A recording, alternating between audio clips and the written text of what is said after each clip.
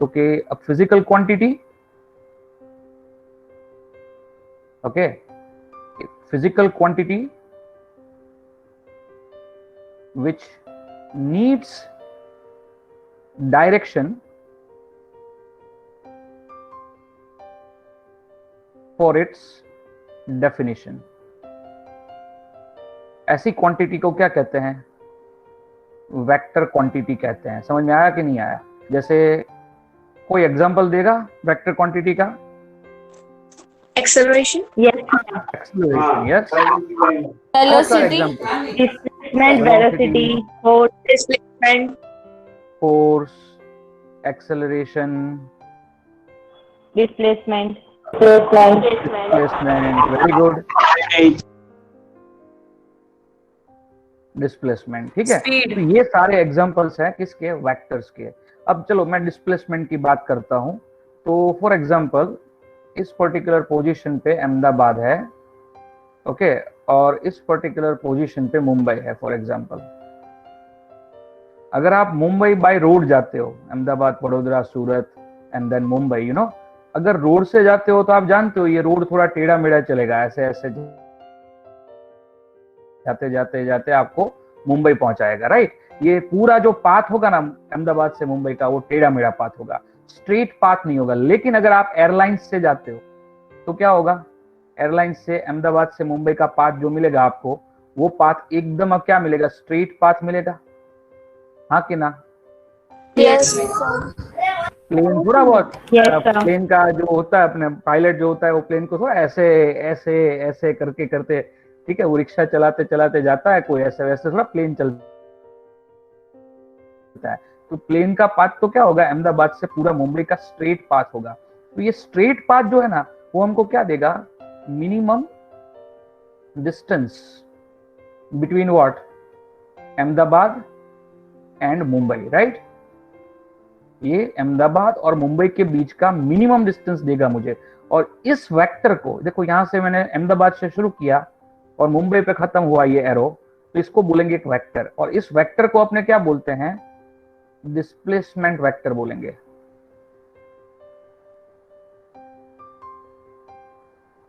Okay, इसको अपने क्या बोलेंगे? डिस्प्लेसमेंट वेक्टर बोलेंगे। समझ में आया डिस्प्लेसमेंट वेक्टर क्या होता है? डिस्प्लेसमेंट कोई एक डायरेक्शन में होगा। अगर तुझे यहां से अहमदाबाद से गांधीनगर जाना है तो शॉर्टेस्ट पाथ क्या होगा? एक पर्टिकुलर डायरेक्शन में ही मिलेगा। कोई भी डायरेक्शन में घूमने से शॉर्टेस्ट पाथ पे आप नहीं जाओगे ना। शॉर्टेस्ट पाथ चूज करना है तो आपको डायरेक्शन भी चूज करनी पड़ेगी। इसका मतलब है कि डिस्प्लेसमेंट के लिए डायरेक्शन की जरूरत होती है, और डायरेक्शन की जरूरत होती है, इसलिए डिस्प्लेसमेंट कौन सी क्वांटिटी हो गई भाई? डिस्प्लेसमेंट वेक्टर क्वांटिटी हो गई। समझ में आया वेक्टर क्या होता है? तो फोर्स, चलो मुझे, मैं और आप में से कोई एक, ठीक है, मैं खड़ा हूं, आप में से कोई एक खड़ा है, और आप मुझे खींच के अपनी तरफ बुलाना चाहते हो, तो आप फोर्स किस तरफ लगाओगे? आप डेफिनेटली फोर्स अपनी तरफ ही लगाओगे ना। If you want to pull me, okay, अगर चलो मैं आप में से किसी एक को पकड़ के इस कंप्यूटर स्क्रीन से खींच के मुझे मेरे पास लाना है, अगर मान लो हो सकता है ऐसा, तो मैं किस तरफ फोर्स लगाऊंगा? मेरी तरफ फोर्स लगाऊंगा। आपकी डिस्प्लेसमेंट मुझे जिस डायरेक्शन में करनी है, आपकी मोशन मुझे जिस डायरेक्शन में करनी है, उस डायरेक्शन में क्या करूंगा? मैं फोर्स लगाऊंगा। तो फोर्स की डायरेक्शन भी क्या होती है? स्पेसिफाइड होती है, ठीक है। इसलिए ये फोर्स भी क्या हो गया? वेक्टर क्वांटिटी हो गया। आई होप कि वेक्टर क्वांटिटी के बारे में समझ में आ गया होगा। जैसे टेम्परेचर की बात करें, मास की बात करें, ये सब क्वांटिटी जो होती है वो स्केलर क्वांटिटी होती है। क्यों स्केलर होती है? क्योंकि उसके लिए डायरेक्शन की जरूरत नहीं पड़ती। Scalar quantities, okay. इसमें क्या होता है? Direction is not required. इसमें डायरेक्शन की कोई भी जरूरत नहीं है। क्यों जरूरत नहीं है भाई डायरेक्शन की? चलो मास की बात करें तो ऐसा थोड़ा होता है कि नॉर्थ डायरेक्शन में मास इतना, साउथ डायरेक्शन में मास इतना। अगर ईस्ट से वेस्ट घूमोगे तो आपका मास चेंज इस तरह से होगा। ऐसा कभी हमने सुना है? ऐसा कभी नहीं सुनते भाई। टेम्परेचर जो है वो है, उसमें कोई वैल्यू में चेंज नहीं आएगा। तो ये सारी जो क्वांटिटी है उसमें हमको डायरेक्शन की डेफिनेशन देने की जरूरत ही नहीं है। कौन सी डायरेक्शन में जा रहा है, क्या हो रहा है, direction is not at all required while defining such quantity. ऐसी क्वांटिटी को क्या कहा जाता है भाई? स्केलर कहा जाता है। समझ में आ गया वेक्टर स्केलर के बारे में गाइस? चलो आगे बढ़ते हैं। Yes, sir. अभी वेक्टर के अंदर कुछ और चीज डिस्कस करनी है। कैसे करेंगे डिस्कस? देखो ध्यान से समझना कि वेक्टर को कैसे हम बेसिकली रिप्रेजेंट करने की कोशिश करते हैं। तो सबसे पहले हमारा टास्क यही होगा कि examples of representing the vectors. तो अब देखो वेक्टर्स को कैसे रिप्रेजेंट करना है। तो फॉर एग्जांपल जैसे ये एक वेक्टर बनाता हूं, चलो आपके लिए, मैं ध्यान से देखना, I am just creating a vector for you. This is a vector. इस वेक्टर को अपने नाम दे देते हैं। चलो इसका नाम मैंने दे दिया वेक्टर ए। हमेशा वेक्टर का जब नाम देते हैं तब क्या करना पड़ता है? वो लेटर के ऊपर क्या करना पड़ता है भाई? एरो करना पड़ता है। ये कंपलसरी है, ठीक है? ऐसा नहीं चलेगा कि आप यार बहुत मजा नहीं आता सर, बहुत मुश्किल होती है एरो करने में, नहीं करूं तो चलेगा, ऐसा क्वेश्चन कोई नहीं पूछ सकता। ये वेक्टर के पीछे वाला पोर्शन होता है उसको क्या कहते हैं? टेल कहते हैं। ये वेक्टर के आगे वाला पोर्शन जो होता है उसको क्या कहते हैं? हेड कहते हैं।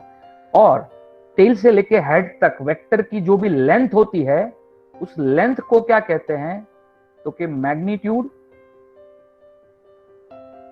ऑफ वेक्टर कहते हैं। ओके, यहां टेल से लेके हेड तक की जो लेंथ है उसको मैग्नीट्यूड ऑफ वेक्टर कहते हैं।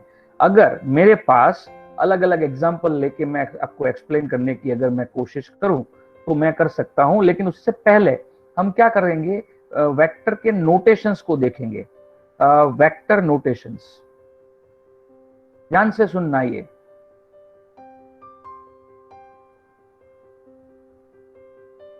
चलो कोई बोले कि कैपिटल लेटर्स को अपने यूज कर सकते हैं वेक्टर को डिनोट करने के लिए, जैसे वेक्टर ए, फिर वेक्टर बी, वेक्टर सी, तो ये सब वैलिड है, ठीक है? कैपिटल लेटर्स को आप यूज कर सकते हो टू नेम द वेक्टर।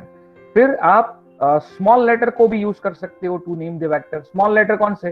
तो कि vector small a, small b vector, small c vector, ऐसे आप नाम दे सकते हो वेक्टर के।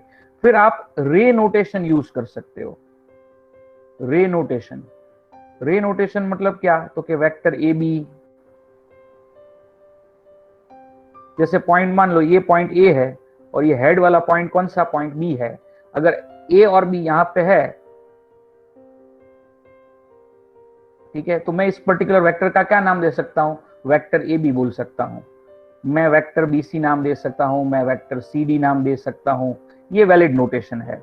उसके सिवा वेक्टर के नाम अपने नाम पे भी रखे जा सकते हैं। जैसे मेरा नाम प्रणव है तो वेक्टर प्रणव वैलिड है, ठीक है? वेक्टर चिंटू वैलिड है, वेक्टर राजू वैलिड है।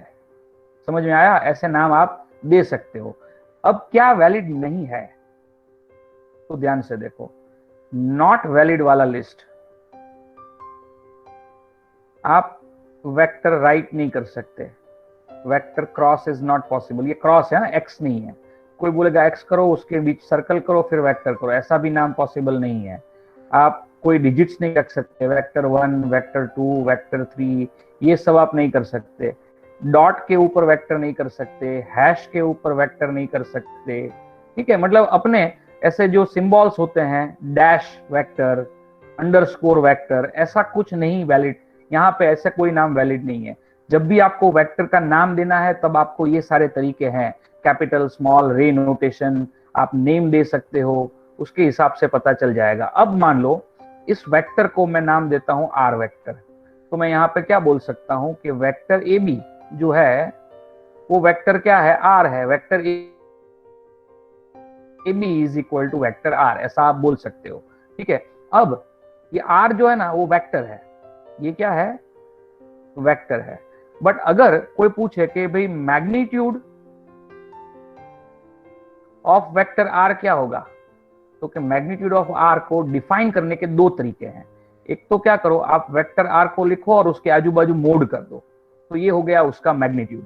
या फिर आप सिंपल क्या लिखो, अकेला आर लिख दो, बस कोई वेक्टर मत करो या कोई मोड मत करो, बस आप तो ऐसे करोगे या ऐसे करोगे तो उसका क्या हो जाएगा? मैग्नीट्यूड हो जाएगा। ये क्या होता है मैं समझाता हूं, डोंट वरी अबाउट दिस। अगर आपको वेक्टर ए बी है, magnitude of vector A B लिखना है तो कैसे लिखोगे? Magnitude of vector A B, तो आप ए बी वेक्टर को मोड के अंदर लिख सकते हो, या फिर आप सिर्फ क्या करो, ए बी लिख दो, डजंट मैटर। चलो इसका एग्जाम्पल देते हैं ना, तब जाके आपको परफेक्टली समझ में आ जाएगा, एग्जाम्पल से परफेक्टली समझ में आएगा। चलो एग्जाम्पल लेके बात करते हैं। एग्जाम्पल मैं यहां पे कौन सा देता हूं, ध्यान से देखना। एग्जाम्पल 1 है, एग्जाम्पल 1 ये है कि car is moving along x axis.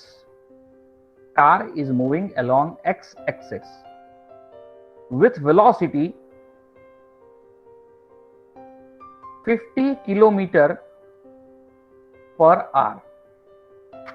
ठीक है, car is moving along x axis with velocity 50 kilometre per hour. अभी इस पर्टिकुलर सिचुएशन में कौन सा वेक्टर ड्रॉ करेंगे? तो कि वेलोसिटी का वेक्टर ड्रॉ करेंगे। तो वेलोसिटी का वेक्टर कैसे ड्रॉ करेंगे भाई? तो चलो ड्रॉ करते हैं वेलोसिटी का वेक्टर। ध्यान रखना पड़ेगा, वेक्टर के आगे मुझे क्या करना पड़ता है, हमेशा एरो करना पड़ेगा। ये एरो क्या करता है? एरो इंडिकेट करता है कि ये वेक्टर कौन सी डायरेक्शन में पॉइंट करता है, और ये एरो हमको कौन सी डायरेक्शन में करना पड़ेगा। देखो यहाँ पे अपनी कार जो है वो एक्स एक्सिस की तरफ मूव कर रही है, तो ये कार एक्स एक्सिस की तरफ मूव कर रही है, इसलिए ये एरो जो होगा वो भी क्या होगा, एक्स एक्सिस की तरफ मूव करेगा, इसलिए ये हो गया वेक्टर। अब इतना, ये वेक्टर मैं ऐसा भी कर सकता था, इतना छोटा भी रख सकता था। मैंने छोटा वेक्टर क्यों नहीं रखा?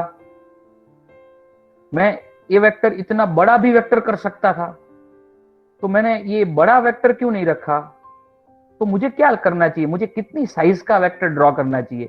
इतनी साइज का, इतनी साइज का, या इतनी साइज का? मुझे ये जो साइज है ना वेक्टर की, ये साइज क्या डिफाइन करती है भाई? साइज डिफाइन करती है मैग्नीट्यूड ऑफ वेक्टर, राइट कि नहीं?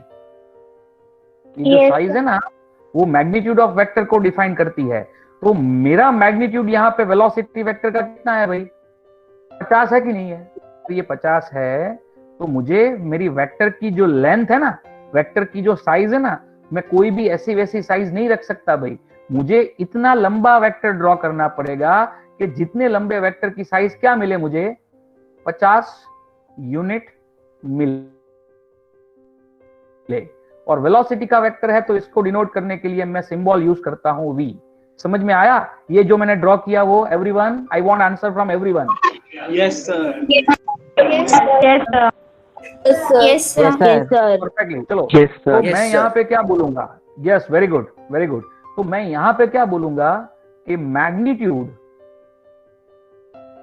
मैग्नीट्यूड ऑफ वेलोसिटी वेक्टर कैसे रिप्रेजेंट करते हैं? हमने अभी सीखा कि वेक्टर को आगे पीछे क्या कर दो, मोड के अंदर रख दो। मोड के अंदर जैसे ही रख दोगे क्या हो जाएगा, उसको हम बोल सकते हैं मैग्नीट्यूड। और इस केस में मैग्नीट्यूड कितना है भाई? तो कि 50 किलोमीटर पर आवर। समझे कि नहीं समझे? दूसरा एग्जांपल लेते हैं वेक्टर का। ठीक है, तो क्वेश्चन ये है कि यहां पे है ना एक ब्लॉक है, यहां पे एक ब्लॉक रखा हुआ है, ये है ब्लॉक। ओके, और ये ब्लॉक जो है उसको कोई खींच रहा है, उसको कोई खींच रहा है। तो कौन सी डायरेक्शन में खींच रहा है? तो देखो जरा क्वेश्चन को ध्यान से देखो। Block is pulled with 100 Newton force along 30 degree with respect to x axis, है ना? तो अब क्या करेंगे? तो मैं क्या करूंगा, यहां से ब्लॉक को पुल करते हैं, तो ये फोर्स का वेक्टर हो गया, ये वेक्टर किसका हो गया? फोर्स का वेक्टर हो गया। और ये वेक्टर किसका हो गया? एक्स एक्सिस हो गया कि नहीं हो गया? ये वेक्टर जो है वो क्या हो गया? एक्स एक्सिस का वेक्टर हो गया। ये जो वेक्टर दिखाता है मुझे यहाँ पे, ये एक्स एक्सिस दिखाता है, और ये जो वेक्टर है किसका वेक्टर है भाई? फोर्स का वेक्टर है। इसलिए मैं इसको डिनोट कैसे करूंगा? एफ से डिनोट करूंगा। और ये एंगल कितना रखना पड़ेगा? तो क्वेश्चन में ही बोला है कि 30 डिग्री रखना पड़ेगा। तो ये मैंने जो ड्रॉ किया वो सही ड्रॉ किया है। तो मेरा क्वेश्चन आंसर ये होगा कि मैंने ये जो ड्रॉ किया है वो सही है। अगर अगर क्या,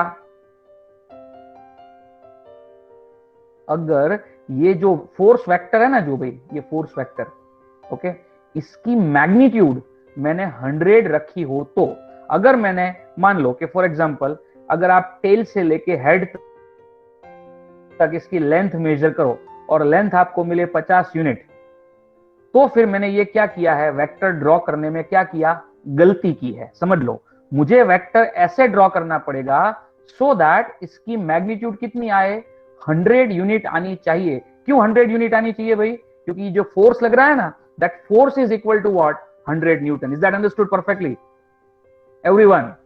अगर यहां पे 100 यूनिट है तो ये मेरा फिगर क्या है, परफेक्टली ट्रू है। 100 यूनिट है तो, अदरवाइज नहीं। यहां पे मैं क्या बोल सकता हूं कि मैग्नीट्यूड ऑफ फोर्स, या तो आप फोर्स के मैग्नीट्यूड को एफ वेक्टर और उसके आजू बाजू मोड लिखो, या फिर आप इसको सिर्फ एफ लिखो। दोनों में से कोई भी एक करो, दोनों वैलिड है। ये भी वैलिड है, ये भी वैलिड है। तो क्या लिखोगे आप यहां पे, 100 न्यूटन लिखोगे। ये मैग्नीट्यूड क्या होता है? Magnitude is nothing but the, I can say length between what, tail and head of vector. समझ में आया कि नहीं आया भाई? Yes, sir. Yes, sir. Yes, sir. An apple is falling from tree at Newton's house. Okay? Newton के घर पे एक ट्री से एप्पल गिरा। Okay, represent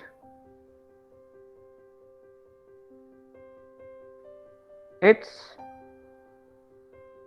acceleration vector. Okay, उसके एक्सेलरेशन वेक्टर को रिप्रेजेंट करो। तो डेफिनेटली आप बोलो कौन सी डायरेक्शन में रिप्रेजेंट करूं मैं ये? Down, sir. चलो आप मुझे बताओ। डाउनवर्ड डायरेक्शन में। Down. मुझे इसको रिप्रेजेंट करना पड़ेगा डाउनवर्ड डायरेक्शन में, तो मैं इसको डाउनवर्ड डायरेक्शन में रिप्रेजेंट करता हूं। लेकिन डाउनवर्ड डायरेक्शन में रिप्रेजेंट करने के लिए मुझे उसका मैग्नीट्यूड कितना रखना पड़ेगा? Seconds में. ठीक है, इसका लेंथ मुझे 9.8 यूनिट रखना पड़ेगा। ये ग्रेविटेशनल एक्सेलरेशन का वेक्टर होगा, इसलिए मुझे नाम देना पड़ेगा जी। तो हम यहां पे पहले लिखते हैं falls down with acceleration 9.8 metre पर सेकंड स्क्वायर। और ये एक्सेलरेशन को क्या बोलते हैं? ग्रेविटेशनल एक्सेलरेशन बोलते हैं। इसलिए यहाँ पे नीचे की तरफ हम लिखेंगे जी, उसके ऊपर एरो करेंगे। इट इंडिकेट्स कि ये जी का वेक्टर है। और ये हेड से लेके ये टेल तक जो भी लेंथ होगी इस पर्टिकुलर वेक्टर की, वो मुझे कितनी रखनी पड़ेगी भाई? 9.8 यूनिट रखनी पड़ेगी, ना तो इससे ज्यादा ना तो इससे कम। समझ में आया कि नहीं आया भाई एवरीवन? तो ये हाथी और पपी की टग ऑफ वॉर चालू हुई। अब टग ऑफ वॉर में क्या हुआ देखो, ये हाथी ने लगाया फोर्स। यू कैन सी ये जो फोर्स वेक्टर है ना, किसका फोर्स वेक्टर है भाई? हाथी का force vector. You can see this force vector. तो this is the force applied by elephant. और सामने पपी ने भी फोर्स लगाया। पपी ने जो फोर्स लगाया ये उसका पोजीशन वेक्टर है। You can see that. देख रहे हो ना भाई? ये हाथी ने कितना फोर्स लगाया? 1000 न्यूटन का फोर्स लगाया। वाइल पपी ने कितना फोर्स लगाया? 2 न्यूटन का फोर्स लगाया। पपी ने कितना फोर्स लगाया भाई? 2 न्यूटन का फोर्स लगाया। You can see that this 2 Newton. समझ रहे हो कि नहीं समझ रहे हो ये? और अभी देखो मैंने यहाँ पे जो वेक्टर ड्रॉ किया है ना, उसको फोकस करो। वैसे मैंने परफेक्ट स्केलिंग के साथ ये वेक्टर ड्रॉ नहीं किया है, बट मेरी कॉमन सेंस मुझे कहती है वेक्टर देख के ही मुझे पता चल जाएगा कि ये बड़ा वेक्टर है, मतलब ये बड़ा फोर्स होगा, और ये छोटा वेक्टर है तो क्या होगा? छोटा फोर्स होगा। मतलब आप जब वेक्टर ड्रॉ करोगे तब आप ऐसे वैसे कोई भी वेक्टर आपके जैसे दिल में आए वैसे नहीं ड्रॉ कर सकते। आपको वो चीज ध्यान में रखनी पड़ेगी, अगर वेक्टर का मैग्नीट्यूड बड़ा है तो वो वेक्टर बड़ा होगा, और वेक्टर का मैग्नीट्यूड छोटा है तो वो वेक्टर छोटा होगा। यहाँ पे देखो magnitude of force applied bye puppy is small, तो ये वेक्टर मैंने छोटा ड्रॉ किया है, वाइल हाथी का जो फोर्स है वो बहुत बड़ा होता है, इसलिए मैंने यहाँ पे क्या किया हुआ है, बड़ा वेक्टर ड्रॉ किया हुआ है। समझ में आया कि नहीं आया एवरीवन? ये टग ऑफ वॉर हाथी जीतेगा, और साथ साथ में हाथी क्या करेगा, जैसे ही रस्सी खींचेगा ना, वो अपने साथ पपी को भी खींच के ले जाएगा कि Yes. मैंने फोर्स पूछा है, तो फोर्स लगेगा कितना, 998 न्यूटन, 9 है ना, 998 न्यूटन जितना फोर्स लगेगा यहाँ पे, you can see that. Okay, ये होगा उसका नेट फोर्स, जो होगा 998 न्यूटन, क्योंकि पपी भी मेहनत कर रहा है भाई, 2 न्यूटन फोर्स उसने भी लगाया है, तो इफेक्टिव टोटल जो फोर्स सिस्टम है ना, उसमें से 2 न्यूटन कम हो जाएगा, मतलब हाथी को 998 न्यूटन से ये पपी भाई खींचते खींचते खींचते जहां पे हाथी ले जाएगा वहां पे चले जाएंगे। समझ में आया वेक्टर को कैसे ड्रॉ किया जाता है और कैसे रिप्रेजेंट किया जाता है, उसके लेंथ का मतलब क्या होता है, हेड क्या होता है, टेल क्या होता है। ये एक नॉर्मल एडिशन और सब्ट्रैक्शन नहीं होता, जब वेक्टर के एडिशन और सब्ट्रैक्शन की बात आती है तब। ध्यान से समझना इस पर्टिकुलर चीज को मैं यहां पे जो बताने जा रहा हूं। देखो, मेरे पास 2 वेक्टर है फॉर एग्जांपल, एक वेक्टर ये है जिसको मैं नाम बोलता हूं ए, और एक दूसरा वेक्टर है मेरे पास ये वेक्टर है बी। ओके, और मुझे क्या करना है, इन दोनों वेक्टर को ऐड करना है, लेकिन ऐड तो करने की प्रोसेस जो है मैं आपको सिखाऊंगा और आप उसको ऐड कर लोगे, लेकिन ये ऐड करने का एग्जैक्टली मतलब क्या होता है वो हमको यहां पे समझना है। What is the meaning of adding vectors actually, तो उसको समझने के लिए मैं कुछ एग्जांपल्स लेता हूं, ध्यान से समझना इस एग्जांपल्स को। देखो, ये है अहमदाबाद, दूसरा था कौन सा, कोलकाता गई थी ना, कोलकाता, और यहां पे है मुंबई। ओके, अब मान लो कि आप में से कोई अहमदाबाद से मुंबई जाना चाहता है, आप में से कोई अहमदाबाद से कहां जाना चाहता है भाई, मुंबई जाना चाहता है। जैसे ही आप एयरपोर्ट पे पहुंचते हो और अब बोलते हो कि मुझे मुंबई की टिकट दो, तब वो ऑपरेटर आपको ये बोलता है कि भाई मुंबई की अभी इस पर्टिकुलर मोमेंट पे कोई फ्लाइट नहीं है। आप बोलते हो भाई यार मुझे किसी भी हालत में एग्जैक्टली 5 घंटे के बाद मुझे एक कॉन्फ्रेंस करनी है, XYZ कुछ भी है, उसकी वजह से एग्जैक्टली 4 घंटे में तो मुंबई पहुंचना ही पड़ेगा किसी भी हालत में, आप कोई रास्ता बता सकते हो। तो वो ऑपरेटर आपको बोलता है कि भाई एक काम करो, आप कोलकाता यहां से चले जाओ, 5 मिनट में कोलकाता की 10 मिनट में फ्लाइट मिल जाएगी, और जैसे ही आप कोलकाता लैंड करोगे, कोलकाता से मुंबई की आपको विद इन 10 मिनट्स फ्लाइट मिल जाएगी, 1.5 घंटा जाने में लगेगा कोलकाता, और वहां से 1-1.5 घंटे में आप क्या आ जाओगे, मुंबई आ जाओगे। अप्रोक्सीमेटली 4 घंटे के अंदर आप कंप्लीटली मुंबई पहुंच जाओगे। अगर आप रेडी हो तो मैं टिकट दे देता हूं, तो आप बोलते हो कि चलो ठीक है, डन, मैं रेडी हूं जाने के लिए। तो सबसे पहले आप कहां से कहां गए, तो आप सबसे पहले अहमदाबाद से कोलकाता चले गए, ठीक है। तो ये आपका क्या हुआ, अहमदाबाद से कोलकाता का डिस्प्लेसमेंट वेक्टर हुआ। ये बेसिकली आपका ये डिस्प्लेसमेंट वेक्टर हुआ, उस डिस्प्लेसमेंट वेक्टर को नाम देते हैं R1। तो ये डिस्प्लेसमेंट वेक्टर की आप पे इफेक्ट क्या हुई, तो कि ये डिस्प्लेसमेंट वेक्टर की आप पे जो इफेक्ट हुई, वो इफेक्ट ये है कि आप अहमदाबाद से कोलकाता पहुंच गए। फिर क्या हुआ, कोलकाता से कहां पे आना है, मुंबई पे आना है, फ्लाइट आ रही है कोलकाता से मुंबई की, यू कैन सी दैट। तो कोलकाता से मुंबई की फ्लाइट आ गई, देखो, तो आप मुंबई पहुंच गए, कोलकाता से मुंबई पहुंच गए आप। तो ये वेक्टर हुआ R2, ये वेक्टर जो है वो है R2, ठीक है। R1 फिर R2 यहां पे आ गया एग्जैक्टली। तो R2 की इफेक्ट आप पे क्या हुई बताओ, चलो मुझे, R2 की इफेक्ट आप पे क्या हुई, क्योंकि R2 की इफेक्ट ये हुई कि आप कोलकाता से कहां पे आ गए, मुंबई आ गए। ओके, तो अल्टीमेटली क्या हुआ, तो क्या अल्टीमेटली अहमदाबाद से मुंबई पहुंच गए कि नहीं पहुंच गए भाई, अहमदाबाद से मुंबई पहुंच गए ना। उस वेक्टर को नाम देता हूं मैं कौन सा, R। उस वेक्टर को मैं नाम देता हूं R। समझ में आ गया एग्जैक्टली। तो मैं यहाँ पे क्या बोलूंगा पता है, मैं यहाँ पे ऐसा बोलूंगा कि आर क्या है, तो it's a combine effect of what, R1 and R2। While R1 मुझे अहमदाबाद से कोलकाता ले गया, R2 मुझे क्या कर गया, कोलकाता से मुंबई लेके आ गया। तो अहमदाबाद से कोलकाता R1, कोलकाता से मुंबई R2, ये दोनों की अलग अलग जो इफेक्ट्स है, उस इफेक्ट को अगर आप कंबाइन करते हो तो हुआ क्या एग्जैक्टली, तो क्या आप अहमदाबाद से मुंबई पहुंच गए, तो दोनों की कंबाइन इफेक्ट ये है कि आपको मुंबई पहुंचना है। तो इसका मतलब ये हुआ कि आप यहां पे लिख सकते हो R is equal to R1 plus R2 irrespective of numerical values. देखो यहाँ पे कल मैंने ऐसा बोला था, अहमदाबाद से कोलकाता के बीच का डिस्टेंस कम से कम अप्रोक्सीमेटली 1500 किलोमीटर के आसपास होगा। कोलकाता से मुंबई का जो डिस्टेंस होगा वो अप्रोक्सीमेटली 1800 किलोमीटर के आसपास होगा, ठीक है कि नहीं। तो और अहमदाबाद के मुंबई के बीच का डिस्टेंस अप्रोक्सीमेटली 550 किलोमीटर के आसपास होगा। तो आप टेक्निकली देखोगे तो आपको थोड़ा शॉक लगेगा कि सर ये तो 1500 का वेक्टर फिर 1800 का वेक्टर मिलके 550 का वेक्टर बना रहे हैं, ऐसा कैसे हो सकता है। लेकिन मैं पहले ही बता देता हूं, ये जो है वो नॉर्मल एडिशन नहीं है, ये नॉर्मल एडिशन नहीं है नंबर्स का, इसलिए यहां पे नंबर ऐड करके आपको ऐसा विचित्र रिजल्ट भी मिल सकता है।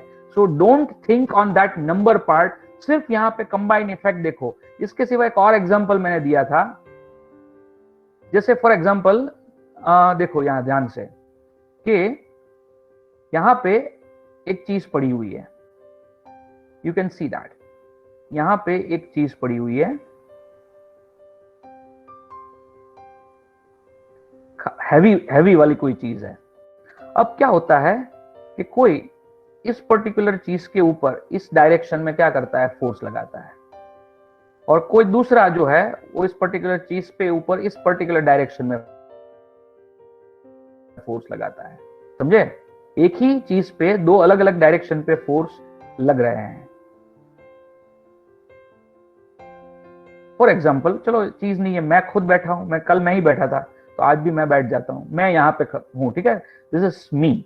और आप में से कोई एक मुझे F1 जितने फोर्स से इस पर्टिकुलर डायरेक्शन के अंदर खींच रहा है, और आप में से कोई एक मुझे F2 जितने फोर्स से इस पर्टिकुलर डायरेक्शन में मुझे क्या कर रहा है, खींच रहा है, तो मुझे पुल कर रहा है। तो ये दोनों आप मुझे इस पर्टिकुलर डायरेक्शन में पुल करोगे तो मेरा क्या होगा भाई, मैं कौन सी डायरेक्शन में मूव करूंगा, व्हाट डू यू थिंक, इस पर्टिकुलर डायरेक्शन में मेरी मोशन होगी। तो इसका मतलब यह है कि इस फोर्स को मैं F बोलूं, तो ये मुझ पे लगने वाला फोर्स F है।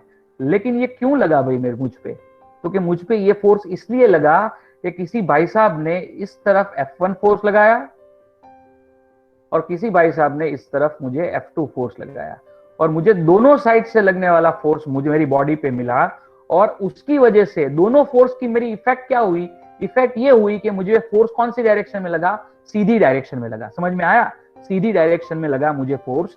तो ये जो फोर्स है ना, that force is a combined effect of what, F1 and F2। ये जो फोर्स F है वो कंबाइंड इफेक्ट है। किसकी कंबाइंड इफेक्ट है भाई, क्योंकि F1 और F2 की कंबाइंड इफेक्ट है, इसलिए मैं यहां पे क्या लिखूंगा, F is equal to F1 plus F2 लिखूंगा। समझ में आया कि नहीं आया एवरीवन को। यहाँ पे एक किनारा है, नदी का ये किनारा है और नदी का पानी है, ये this is river flow, river का पानी, नदी का पानी यहाँ पे है, ठीक है। अब ये नदी जो है वो इस पर्टिकुलर डायरेक्शन में फ्लो हो रही है, नदी इस पर्टिकुलर डायरेक्शन में फ्लो हो रही है। मेरी एक बोट है वो इस पर्टिकुलर पोजीशन पे है, ए पोजीशन पे, और मुझे ये मेरी बोट को एग्जैक्टली कहां पे पहुंचाना है, बी पोजीशन पे ही पहुंचाना है। मतलब मुझे ऐसा नहीं चाहिए कि मैं इस किनारे के इस पॉइंट पे पहुंचूं या किनारे के इस पॉइंट पे पहुंचूं, मुझे मेरी बोट को इस पर्टिकुलर पॉइंट बी पे ही एग्जैक्टली पहुंचाना है। तो मुझे मेरी बोट को कौन सी डायरेक्शन में ड्राइव करना चाहिए, राइट साइड, परफेक्टली ट्रू। मैं मेरी बोट को अगर इस पर्टिकुलर डायरेक्शन में अगर ड्राइव करता हूं, ओके, तो क्या होगा, ये एक वेक्टर है जो मेरी बोट की वेलोसिटी का वेक्टर है, और दूसरा वेक्टर मुझे एक मिलेगा यहां से लेके यहां तक का, बी तक का। जो वेक्टर किसकी वजह से होगा भाई? क्योंकि ये नदी की वेलोसिटी की वजह से होगा। समझे कि नहीं समझे? Yes. ये जो वेक्टर मैंने ड्रॉ किया, ब्लैक वाला ऊपर वाला वेक्टर, ये Yes, वेक्टर sir. जो है वो नदी की वेलोसिटी का वेक्टर है, और ये मेरी बोट की वेलोसिटी का वेक्टर है। तो ये बोट की वेलोसिटी की वेक्टर और नदी की वेलोसिटी का वेक्टर कंबाइन, उन दोनों की इफेक्ट इस पर्टिकुलर बोट पे ये होगी कि I will be able to reach directly at particular point B. मैं इस पर्टिकुलर बी पॉइंट पे डायरेक्टली पहुंच जाऊंगा। समझे कि नहीं समझे? Yes, sir. तो मैं क्या बोलूंगा, ये हुआ v, मान लो इसको मैं v डैश बोल देता हूं, तो मैं ऐसा कह सकता हूं कि ये v डैश वेक्टर किसकी कंबाइन इफेक्ट है? क्योंकि ये vb वेक्टर की कंबाइन इफेक्ट है, प्लस ये vr रिवर का है ना वेलोसिटी, तो इसलिए vr लिखा मैंने। तो बोट की वेलोसिटी और रिवर वेलोसिटी, ये दोनों वेक्टर की कंबाइन इफेक्ट मेरी बोट पे क्या हुई? तो कंबाइन इफेक्ट ये हुई कि मेरी बोट डायरेक्टली ए से लेके बी तक सीधे सीधी चली गई। तो आई कैन से ये v डैश जो है वो vb प्लस vr होगा। समझे कि नहीं समझे भाई एवरीवन? आप मीनिंग समझ गए? What is the meaning of vector addition पे? Exactly right. अगर यहाँ पे नंबर्स मैच नहीं होते ना तो टेंशन नहीं करनी है, समझ लो। एक चीज मैं बताना भूल गया यार, सॉरी, सॉरी, एक चीज मैं बताना भूल गया। कहां पे बताना भूल गया? देखो वापस चलते हैं, कहां पे वापस चलते हैं, तो कि यहां पे वापस चलते हैं। What is vector? तो बीच में देखो एक खाली पेज था, उस खाली पेज में मैं उसको एक्सप्लेन कर देता हूं। ये रहा, व्हाट इज वेक्टर। ये जो टॉपिक है उसके अंदर एक इंपॉर्टेंट चीज रह गई समझानी। ये इंपॉर्टेंट चीज क्या है? Eligibility of vectors. Okay, eligibility of vectors. तो ये एलिजिबिलिटी क्या होता है समझो। वेक्टर होने के लिए वेक्टर को एलिजिबल होना पड़ता है, ऐसे ही डिग्री नहीं मिल जाती। कोई लोग उसको ही वेक्टर नहीं बोलते, जैसे अपने पीएचडी होते फिर डॉक्टर लगाते हैं, ठीक है। पीएचडी होने के बाद 8-10 साल रिसर्च करते हैं, तब जाके प्रोफेसर लगाते हैं, समझो, ठीक है। तो ये प्रोफेसर नाम का डिग्री, ये डॉक्टर नाम का डिग्री ऐसे ही नहीं मिल जाता, उसके लिए मेहनत करनी पड़ती है। तो यहाँ पे वेक्टर को, वेक्टर का टैग लगने के लिए भी कुछ कंडीशंस होती है। वेक्टर के पास 3 चीजें होनी चाहिए। Okay, vector must have magnitude, चाहे 0 लेकिन मैग्नीट्यूड तो होना ही चाहिए। फिर दूसरा, वेक्टर मस्ट हैव डायरेक्शन, ठीक है। वेक्टर के पास मैग्नीट्यूड होना चाहिए, वेक्टर के पास डायरेक्शन होनी चाहिए। और नंबर 3, वेक्टर मस्ट ओबे लॉ ऑफ पैरेललोग्राम। अब ये क्या है अभी समझते हैं। अगर कोई भी वेक्टर, ये तीसरे नंबर का जो लॉ है, लॉ ऑफ पैरेललोग्राम, अगर इसको ओबे नहीं करता है तो ये वेक्टर बनने के लिए एलिजिबल नहीं है। जैसे एग्जांपल की बात करते हैं, एग्जांपल क्या होगा गौरांग, बोलो तो। सर कल आपने करंट बोला था। एक ही एग्जांपल है, दूसरा कोई एग्जांपल ही नहीं है। इलेक्ट्रिक करंट, देखो इलेक्ट्रिक करंट के पास क्या है? मैग्नीट्यूड है, तो क्या है? फिर डायरेक्शन है उसके पास। तो आप जानते हो करंट की आप डायरेक्शन दिखाते हो कि नहीं दिखाते? करंट की आप डायरेक्शन दिखाते हो, राइट। सर्किट में आप एरो करके दिखाते हो ना डायरेक्शन, तो उसके पास डायरेक्शन है, तो क्या है? ये मैग्नीट्यूड भी है, डायरेक्शन भी है, लेकिन current does not obey law of parallelogram. Okay, and therefore current is not vector, it is scalar। समझे कि नहीं समझे? Current is not vector, it is scalar. तो कोई भी वेक्टर को वेक्टर बनने के लिए ये 3 क्राइटेरिया को सेटिस्फाई करना पड़ता है, इसलिए इसको कहते हैं एलिजिबिलिटी ऑफ वेक्टर। मैग्नीट्यूड होना चाहिए उसके पास डायरेक्शन होनी चाहिए, और वो लॉ ऑफ पैरेललोग्राम को क्या करना चाहिए, फॉलो करना चाहिए। Electric current law of parallelogram को फॉलो नहीं करता है, और इसकी वजह से मैं क्लियरली बोल सकता हूं कि वो वेक्टर क्वांटिटी नहीं है, वो स्केलर क्वांटिटी है। समझ में आया? तो लॉ ऑफ पैरेललोग्राम के लिए देखो, ध्यान से समझो। यहां पे मेरे पास ये एक वेक्टर है, मेरे पास ये एक वेक्टर है, इसको बोलते हैं वेक्टर ए। ओके, फिर मेरे पास यहां पे एक दूसरा वेक्टर है, ये जो दूसरा वेक्टर है उसको बोलते हैं वेक्टर बी। ओके, ये ए वेक्टर है, ये बी वेक्टर है। अब मुझे क्या करना है, इन दो वेक्टर का एडिशन करना है। तो लॉ ऑफ पैरेललोग्राम क्या करता है, it's basically indicating geometrical addition of two vectors. Okay, this is basically geometrical addition of two vectors. Okay, तो कैसे करेंगे इसका ज्योमेट्रिकल एडिशन, क्या करते हैं, ध्यान से समझो। Geometrical addition of two vectors के लिए मैं क्या करूंगा, पहला वेक्टर, ये दूसरा वेक्टर। अब मैं क्या करता हूं, दूसरे वेक्टर को उठाता हूं, दूसरे वेक्टर को उठा के पहले वेक्टर की टेल पे रख देता हूं। समझ में आया? मैंने पहला स्टेप क्या किया, स्टेप 1 आया यहां पे कि connect the tails of two vectors such that their magnitude and direction does not change. Okay, दोनों की टेल कनेक्ट करो और इस तरह से कनेक्ट करो कि दोनों के मैग्नीट्यूड और डायरेक्शन चेंज नहीं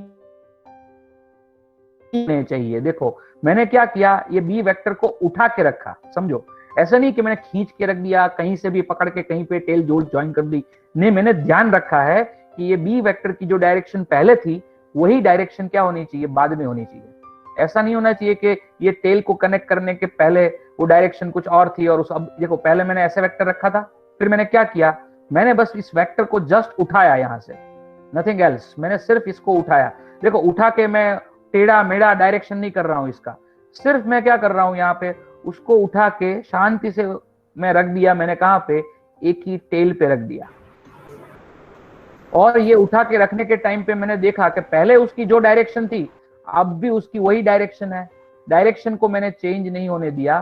साथ साथ में ना तो उसको खींचा ना तो उसको कंप्रेस किया, मतलब उसके मैग्नीट्यूड को भी मैंने यहाँ पे चेंज नहीं होने दिया। तो सबसे पहला काम आपको ये करना होता है, जब ज्योमेट्रिकल एडिशन आप दो वेक्टर का करते हो तब। ये ज्योमेट्रिकल एडिशन क्यों करते हैं अभी समझ में आ जाएगा थोड़ी देर में, देखो, लेकिन पहले कैसे करते हैं वो सीख लो। तो पहले क्या करो, दूसरे वेक्टर कोई भी, आप ऐसा नहीं कि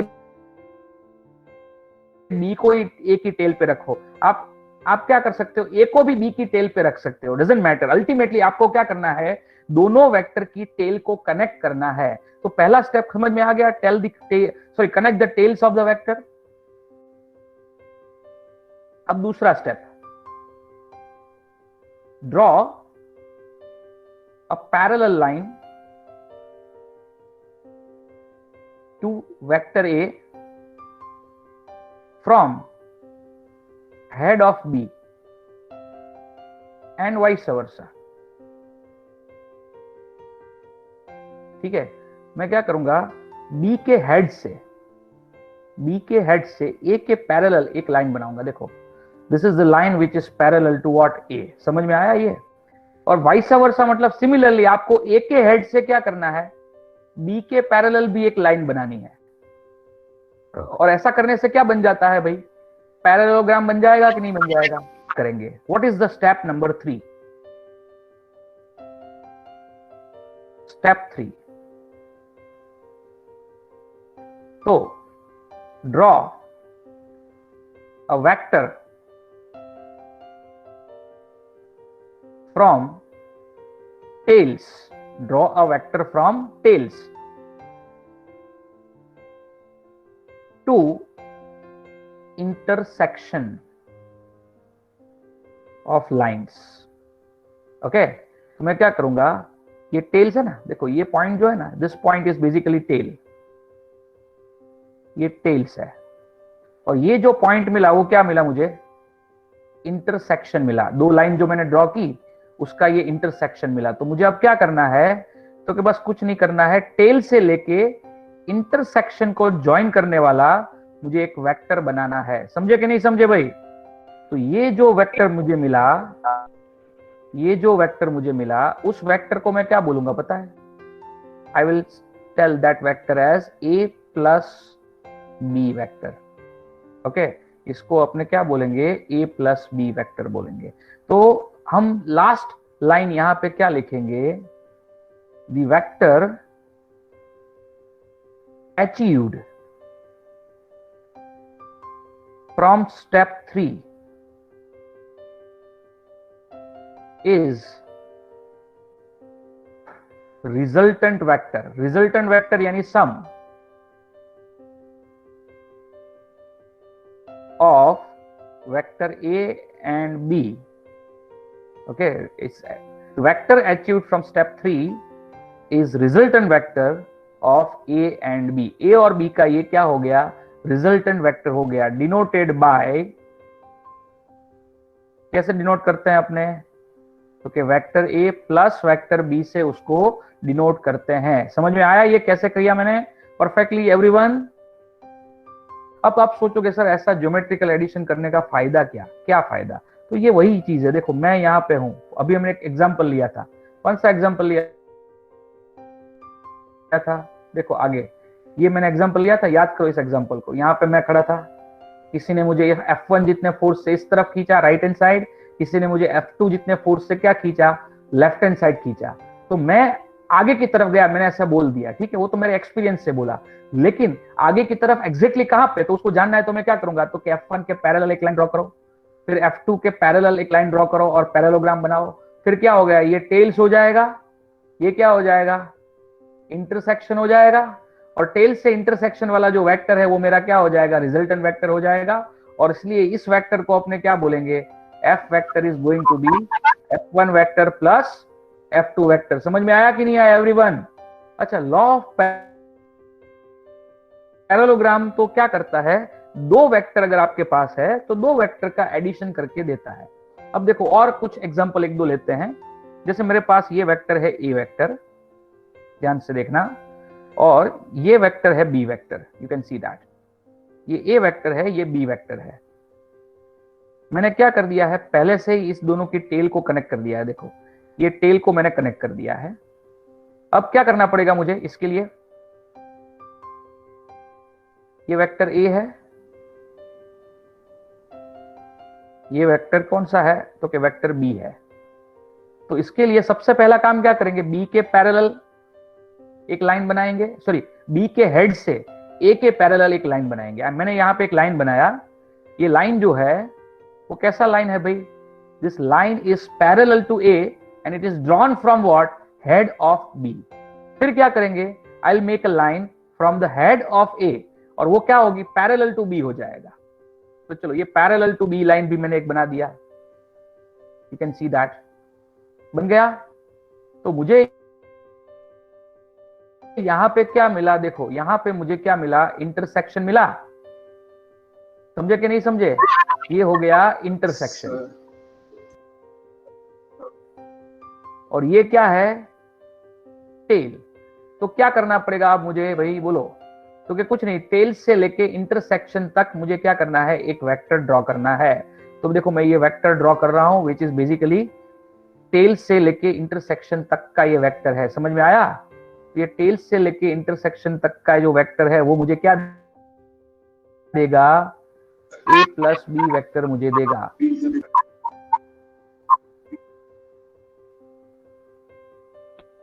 इज दैट क्लियर? अब मुझे ये बताओ, चलो ये एंगल को अल्फा बोलते हैं, ये एंगल को बीटा बोलते हैं, तो इस अल्फा और बीटा में कौन सा एंगल बड़ा और कौन सा एंगल छोटा है?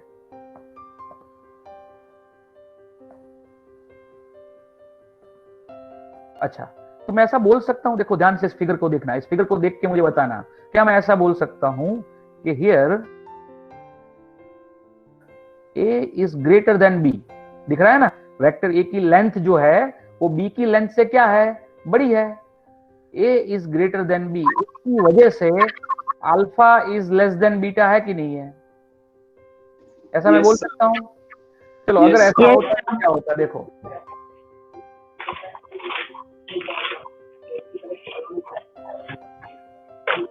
ऐसा होता तो क्या होता, देखते हैं। चलो ये एक वेक्टर है हमारे पास, इसको अपने नाम क्या दिया, a नाम दे दिया। दिस वेक्टर इज वेक्टर, चलो a नहीं b नाम देते, b था ना।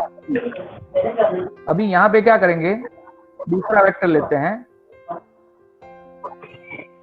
हेलो, ध्यान रख रहे हो सब लोग? Yes sir. यहाँ पे मैं दूसरा वेक्टर लेता हूँ, देखो ये मैंने दूसरा एक वेक्टर ले लिया यहाँ पे, और ये वेक्टर कौन सा वेक्टर है भाई, तो कि a वेक्टर है, और ये दोनों की ये क्या है, टेल है, दोनों की टेल यहाँ पे है, यू कैन सी दैट। अब करना क्या है, तो क्या कुछ नहीं करना है, अब पहले क्या करोगे, a के हेड से b के पैरेलल एक वेक्टर बनाओ।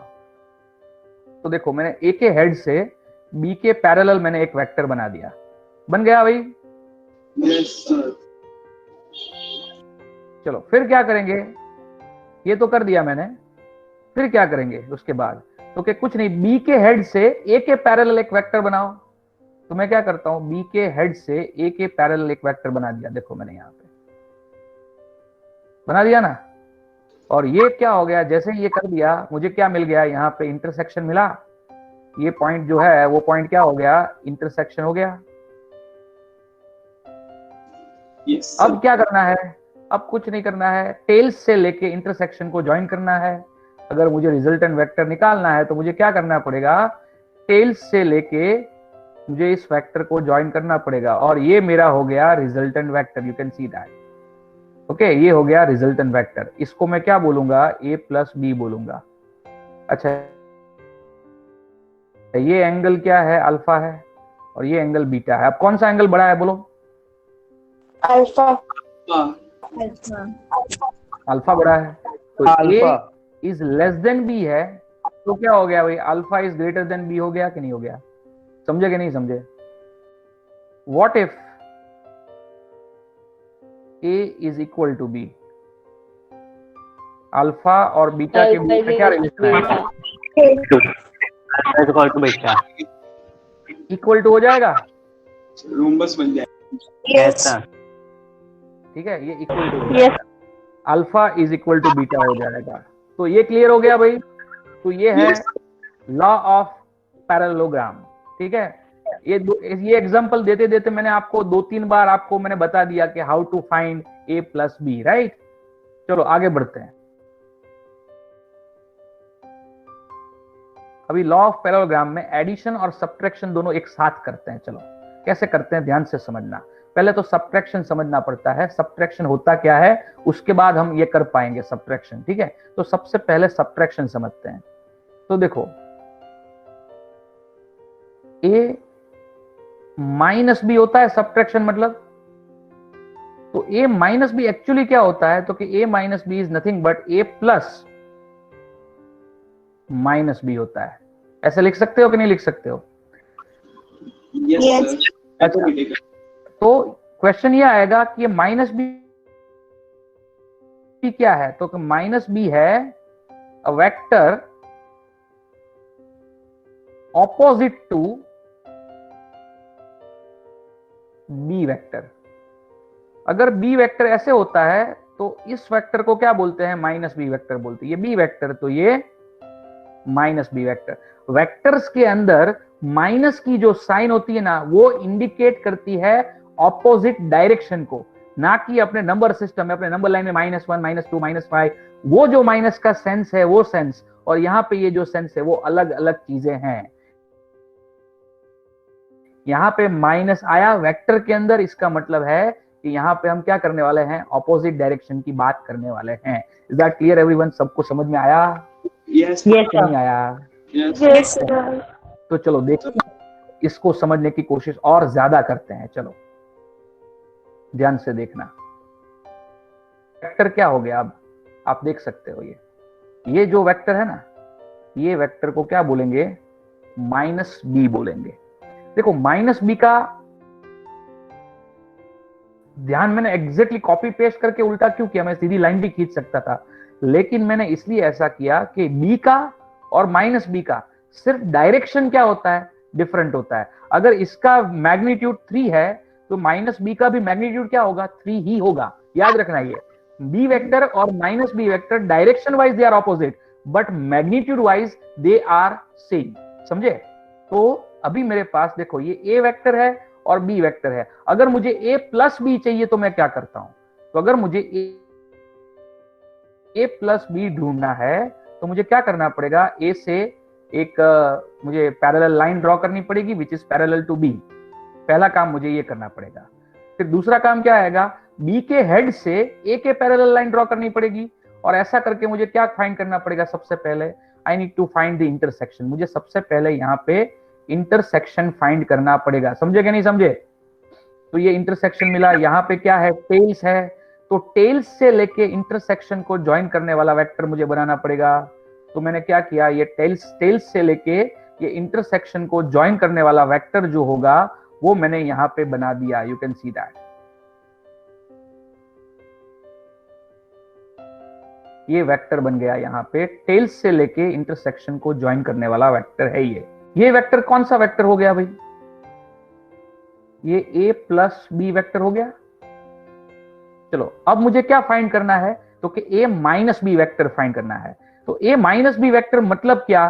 तो कि a वेक्टर और माइनस b वेक्टर का एडिशन, a वेक्टर और माइनस b वेक्टर का एडिशन करना पड़ेगा।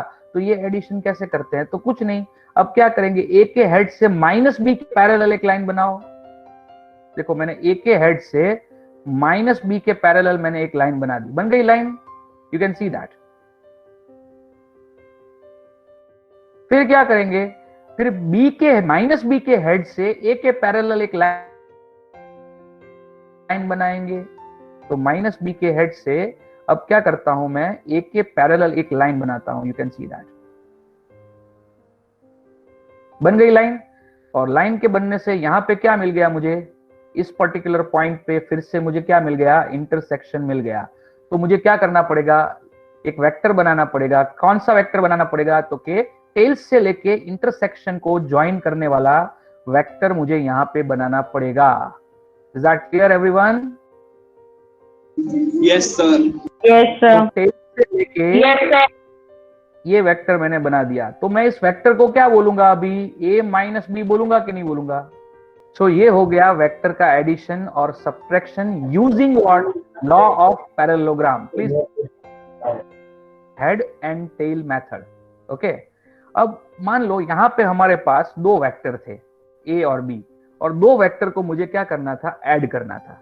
लेकिन अगर मेरे पास दो से ज्यादा वेक्टर हो तो क्या करेंगे? तो हेड एंड टेल मेथड की बात है। मैं उसके लिए कुछ वेक्टर्स पहले ले लेता हूं सो दैट उसको ऐड करने में कोई प्रॉब्लम ना हो। तो देखो ये पहला ये वेक्टर है ए वेक्टर, जिसको अपने बोलेंगे दिस इज ए वेक्टर। फिर ये अपना बी वेक्टर है। ओके, ये बी वेक्टर है। फिर ये जो वेक्टर है यहां पे,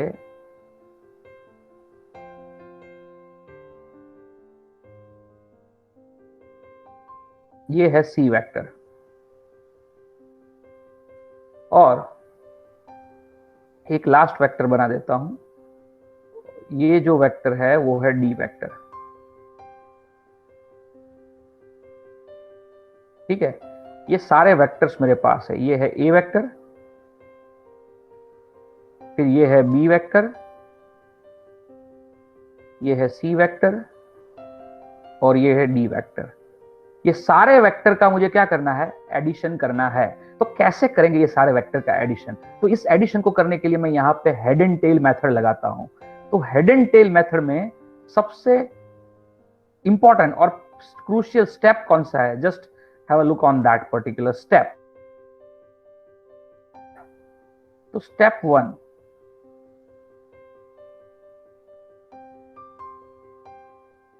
okay, connect the tail of every vector to the head of its previous vector।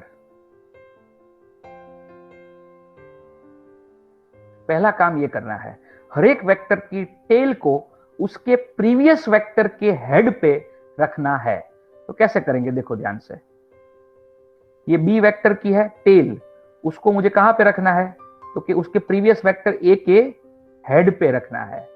तो पहला काम कर दिया हमने, लेकिन हर एक वेक्टर के लिए ऐसा करना पड़ेगा, ऐसा नहीं एक के लिए। अब जैसे यहां पे सी वेक्टर जो है, सी वेक्टर की टेल को बी वेक्टर के हेड पे रखेंगे।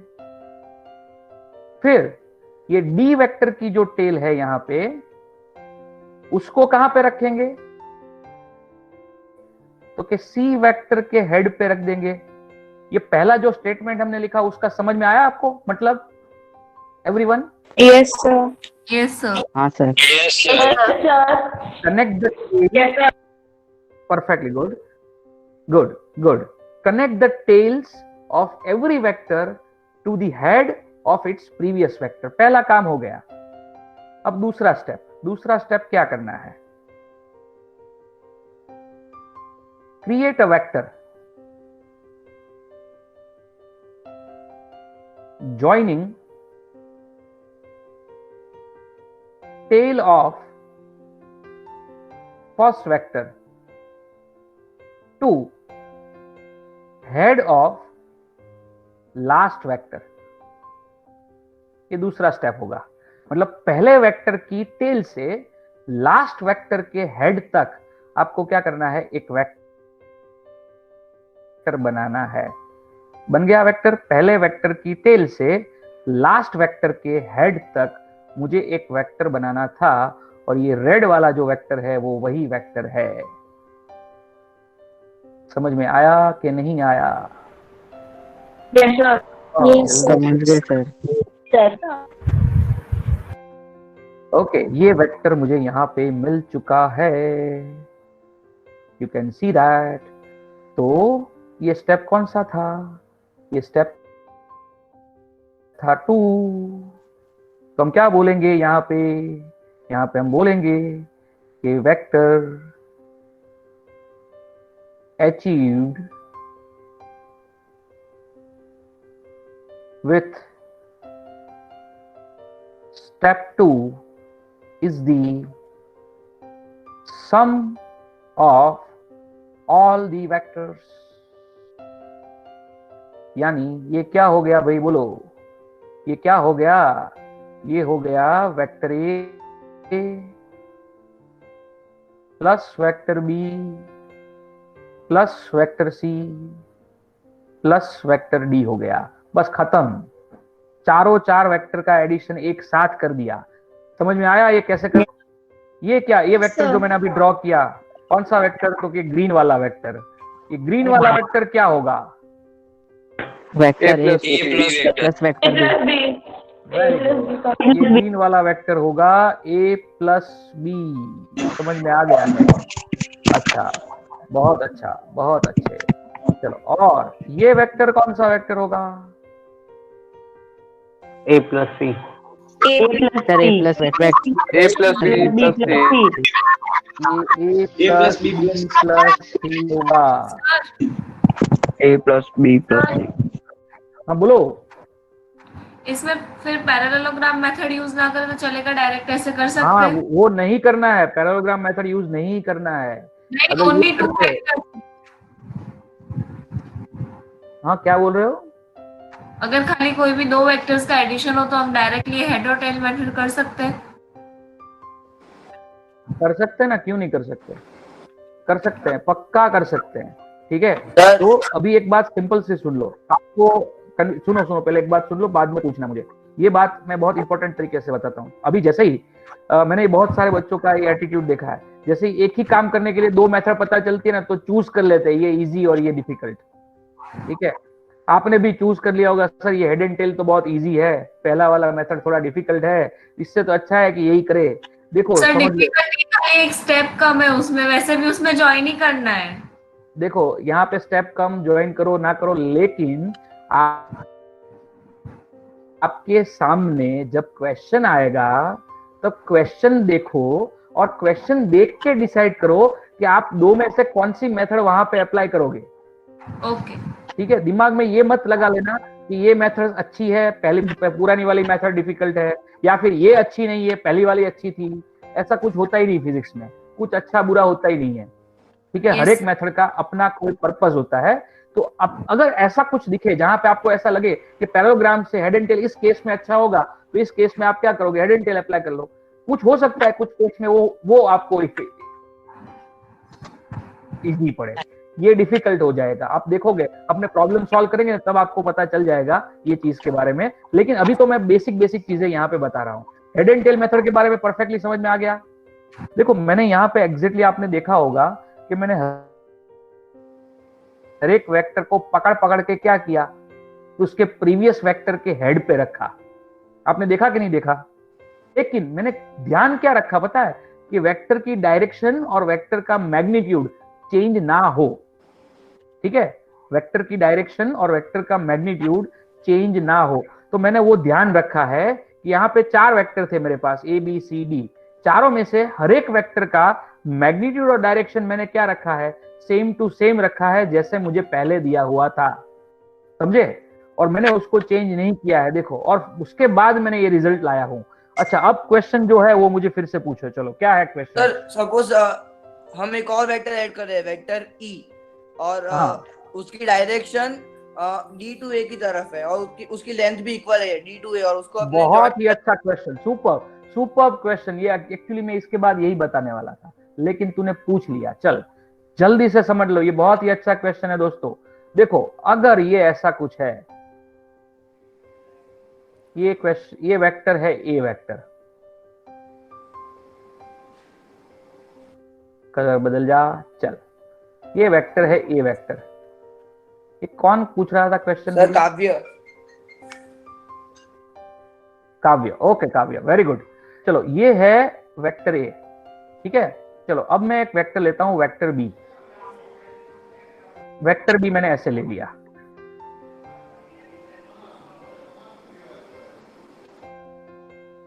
वेक्टर बी मैंने ऐसे ले लिया, ठीक है। चल काव्य, वेक्टर बी मैंने ऐसे ले लिया। अब सी कैसे लेना है, बी से लेके ए तक ना,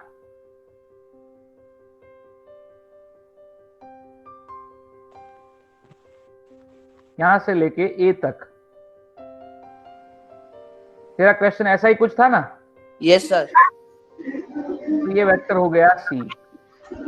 तो बजी अभी मुझे क्या करना पड़ेगा, कोई बोलेगा? मेथड में कैसे अप्लाई करूंगा, बोलो। हाँ, 0 आएगा। 0 आएगा, यस 0 आएगा। क्योंकि आपको देखो, आपको रूल तो है ना स्ट्रिक्टली फॉलो करना है। रूल क्या है कि आपको पहले वेक्टर के टेल से लास्ट वेक्टर के हेड तक एक वेक्टर बनाना है, लेकिन आपके पास यहाँ पे वो वेक्टर बनाने के लिए जगह ही नहीं है। ठीक है, अगर आपके पास आपको ऐसा वेक्टर बनाने के लिए कोई जगह नहीं है, तो ऐसी सिचुएशन में हम क्या बोलेंगे कि ये वेक्टर, बी वेक्टर और सी वेक्टर, तीनों तीन वेक्टर का एडिशन क्या आएगा, 0 वेक्टर आएगा। ये 0 वेक्टर होगा, 0 नहीं होगा, याद रखना। ये 0 वेक्टर क्या होता है, कमिंग सून। ये 0 वेक्टर क्या होता है, कमिंग सून। लेकिन यहां से एक रूल दिमाग में लेके जाओ, ये गांठ बांध दो कि इफ तो नहीं लिखूंगा मैं,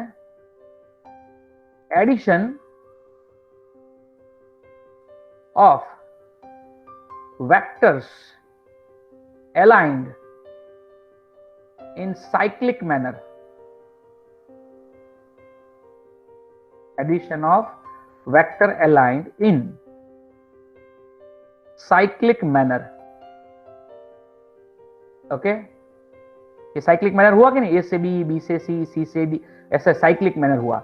addition of vector align in a cyclic manner क्या आएगा? And if they are making